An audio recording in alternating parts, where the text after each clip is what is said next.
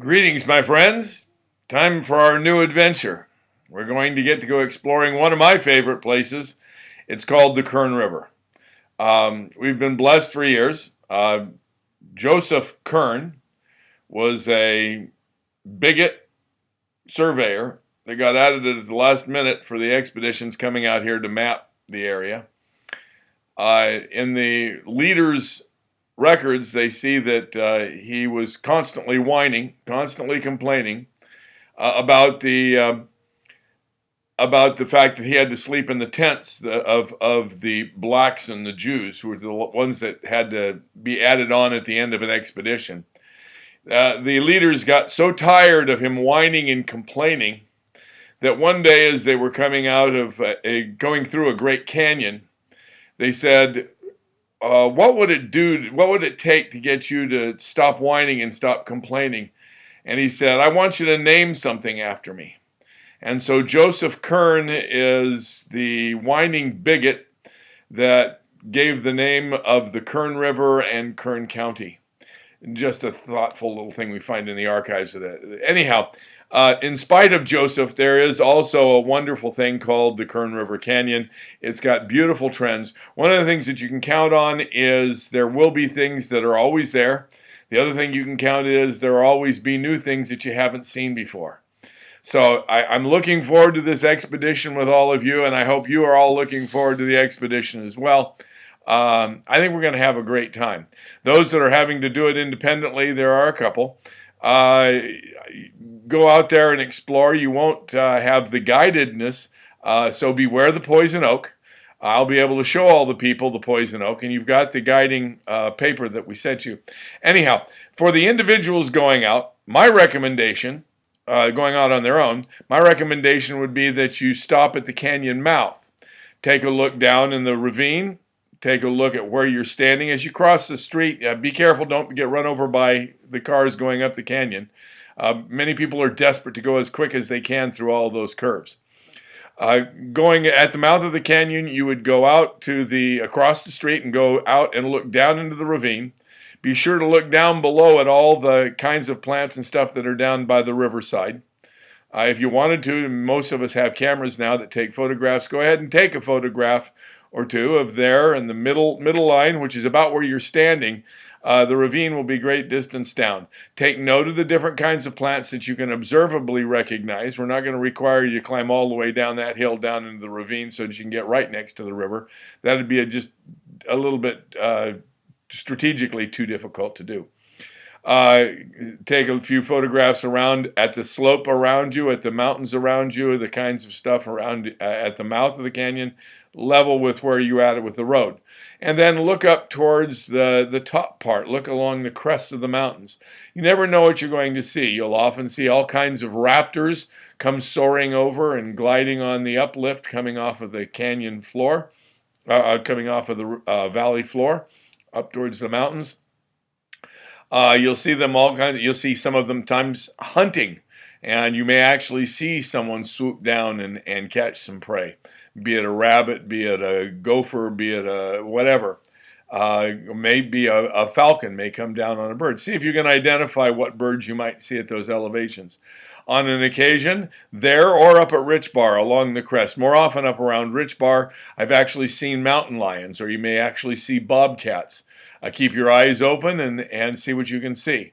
Those that are going on the trip with me, we will have portable binoculars, so you can take a little closer look at those things.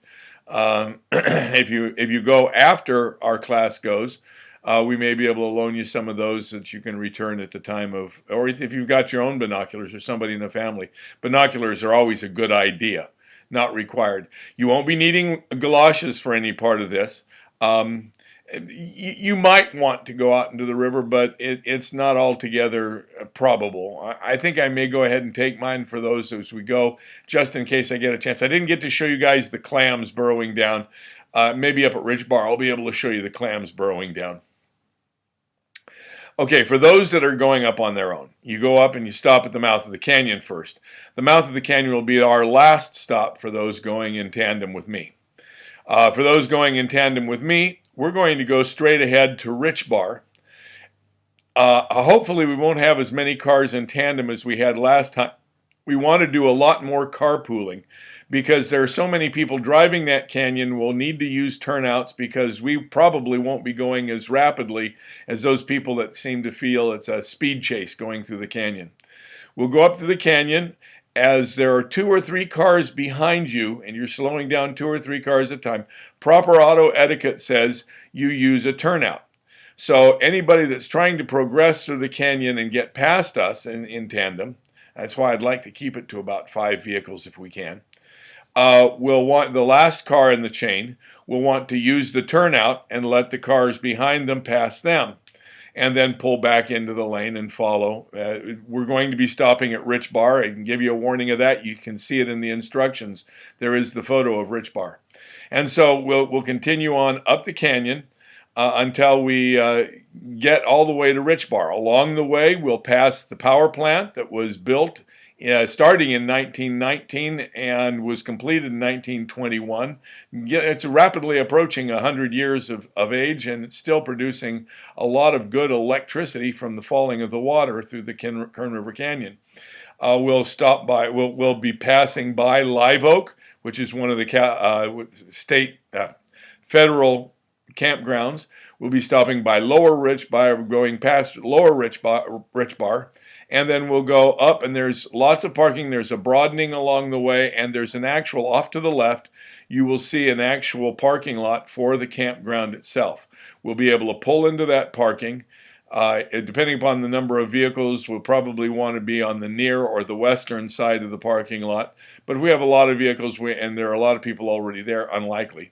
But if there are, we may want to go over to the eastern side of the parking lot. There are 2 sections. There are restrooms there. You may want to bring your own toilet paper if you plan on using the restrooms. They can get pretty dingy, but they are a hole you can excrete in. Anyway, those of us will go directly to Richbar. We'll stop at Richbar and go down to the river, down to near river, and see what's really close up to the river. Hopefully I'll be able to go in and get some clams. You can see clams actively burrowing themselves down in there. Those are Chinese clams. Those were brought in by people that were going fishing. They brought in a non-endemic. The endemic clam is virtually extinct in the Kern River. The native clam was good eating for the Native Americans. It was about 4 times the size of the Chinese clams, and so it had a lot more food in it per capture of the clam. The Native Americans liked it. It was good food. I don't know how many of you have had a lot of clams, but anyway, clams were a pretty common thing back then. We'll check out some of the vegetation. We'll check out what life forms we see, and then we'll go up towards the road, but not all the way. We'll go up through the campsites. That's going to be the mid zone at Richbar. We'll go and we'll look at some of the plants. This is the place that's most hazardous for the poison oak. The stinging nettles is closest to the river. We experienced the stinging nettles when we were at Hart Park. Now we're in the Kern River, and the stinging nettles is actually bigger plants. Many things are just now starting to blossom out, so you could rub across poison oak branches and not even know that you ran across them without seeing the leaves. The leaves look kind of like oaks. They'll have reddish tinges on them and look very waxy. Those that are going with me, I'll point them out to you, and you'll know what to avoid. Since we were there 3 weeks ago, my wife and I, you'll probably, poison oak is probably much more greatly foliated, so you'll be able to see it more obviously. It'll be less concealed. We'll want to walk along. We'll look for sign of beaver on the mid-slope because the beavers come up to the area about midway and then go back down to the river to do their hunting, their eating, their living, their dwelling, their building, so forth. We may see pellets. Before, my wife and I have found great horned owl pellets. There used to be a bed of blackberries. We'll see whether those are still there. Blackberries are wonderful to be able to eat out in the wild. They're a delicious thing, but the timing is all important. Who knows? We may find elderberries. Elderberries are probably not going to be ripe yet.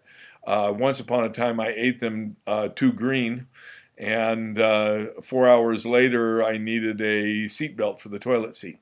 So we won't be eating in the elderberries right now. They're better later in the season.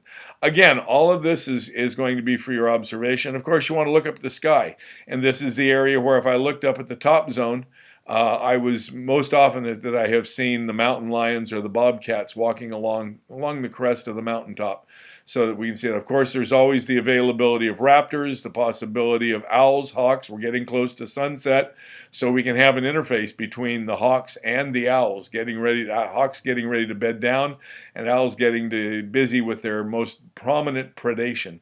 So we'll go up first. Those of us going in tandem, we'll go to Richbar first, and then we'll go back to the description you heard of the mouth of the canyon. I think we're going to have a wonderful time. You'll always see something new when you're down there. We'll all be able to share it. I look forward to seeing all of you guys share your perspectives, because everybody that goes on this is going to have a different perspective, because everything in life is change. The only constant in life is change. So anything you want to bring? Well, perhaps you might want to bring some good walking shoes. A couple of you might bring supplement waders if you want to, but I saw from Hart Park that most of you didn't. You were fearful of getting your feet wet. I'm not fearful of getting my feet wet. No cold. I didn't get a cold from it. So it's not, cold does not equal cold. So we're going to be, wet does not equal cold. So we're going to be okay.